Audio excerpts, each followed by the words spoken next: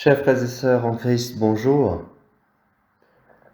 En ce matin, nous méditons l'Évangile selon saint Matthieu au chapitre 24, les versets 42 à 51. En ce temps-là, Jésus disait à ses disciples, « Veillez, car vous ne savez pas quel jour votre Seigneur vient. Comprenez-le bien, si le maître de maison avait su à quelle heure de la nuit le voleur viendrait, il aurait veillé et n'aurait pas laissé percer le mur de sa maison. Tenez-vous donc prêts, vous aussi.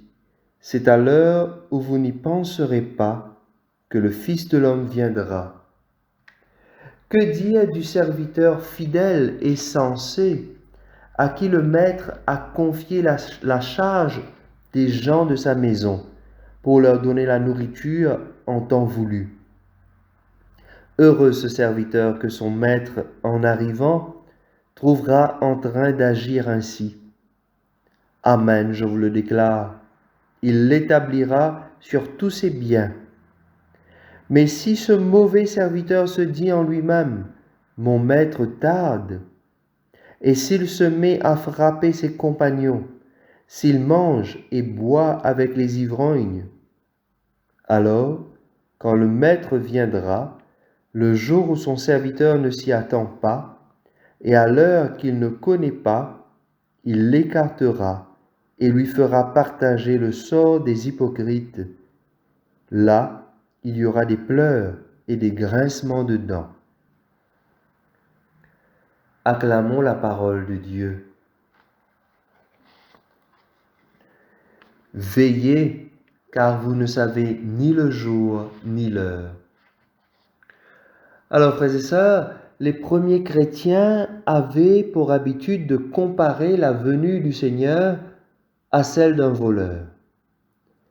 Et ici, dans l'Évangile, ils comparent même le Fils de l'homme au voleur lui-même. Alors, il faut savoir que dans les constructions de la Palestine ancienne, à l'époque de Jésus, il était plus facile et plus rapide de percer silencieusement le mur plutôt que de s'attaquer à la porte directement. Cela nous fait penser au cambriolage, à un vol. Et le cambriolage, par nature, il est imprévisible.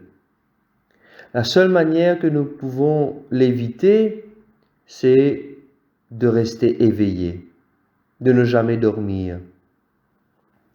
Et c'est à cet aspect que Jésus compare la venue du Fils de l'homme, car elle est tout aussi imprévisible. Il suffit de penser aux membres de nos familles qui ont été rappelés à Dieu, très souvent de manière brusque, sans qu'on s'y attende.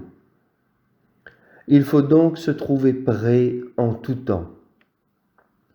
Et la manière de le faire, la manière de rester éveillé, la manière de se tenir prêt, est précisée dans la suite du récit que nous lisons ce matin. Jésus nous parle du serviteur fidèle. En effet, le serviteur qui se dit « mon maître tarde » représente bien sûr le chrétien devant cet horizon lointain de la venue du Fils de l'homme. Nous ne savons pas quand le Seigneur va nous rappeler à lui. Et donc, puisque nous ne savons ni le jour ni l'heure, il y a deux manières de réagir face à cela. La première manière, c'est la venue surprise non annoncée du Maître qui surprend le serviteur en pleine activité, fidèle à ce qu'il doit faire. Alors ce dernier se voit confier de grandes responsabilités. En d'autres mots, frères et sœurs, une relation de confiance s'établit. Une confiance qui dépasse le simple rapport de maître-serviteur. Cela veut dire que le serviteur ne travaille pas simplement quand le maître le voit, quand le maître est là. Non, le serviteur reste fidèle en tout temps. Cela nous interpelle, nous aussi, parfois dans nos tâches, dans nos responsabilités? Est-ce que nous travaillons simplement pour le regard des autres ou bien est-ce que nous travaillons en tout temps en faisant ce qui est bien, ce qui doit être fait? C'est cela, rester éveillé. Mais l'évangile de ce matin insiste plutôt sur la seconde manière de réagir.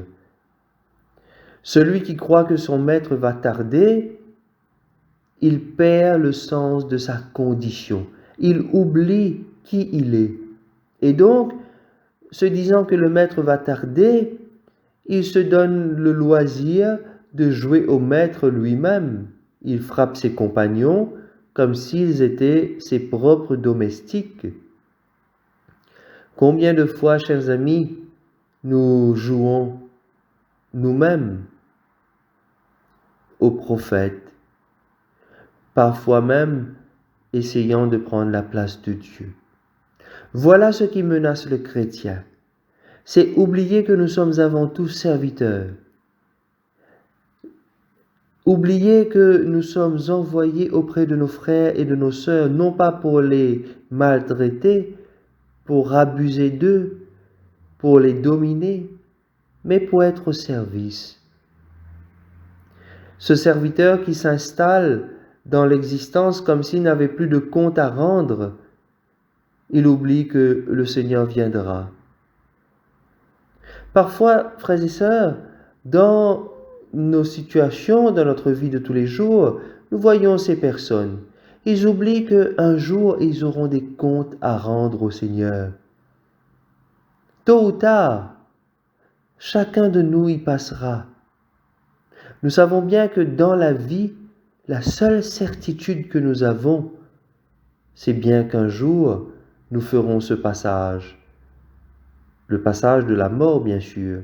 Qu'un jour, nous serons rappelés à Dieu. C'est la seule certitude. Quand on est, quand nous prenons naissance, nous savons qu'un jour, le Seigneur nous rappellera à lui. Et puisque c'est le cas, il s'agit d'être toujours prêt.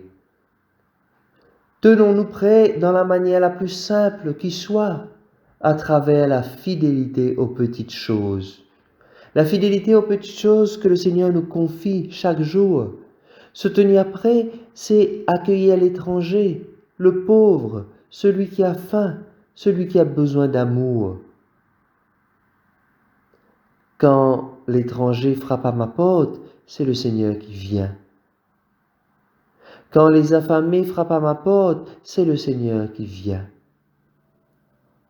Quand le pauvre frappe à ma porte, c'est le Seigneur qui vient.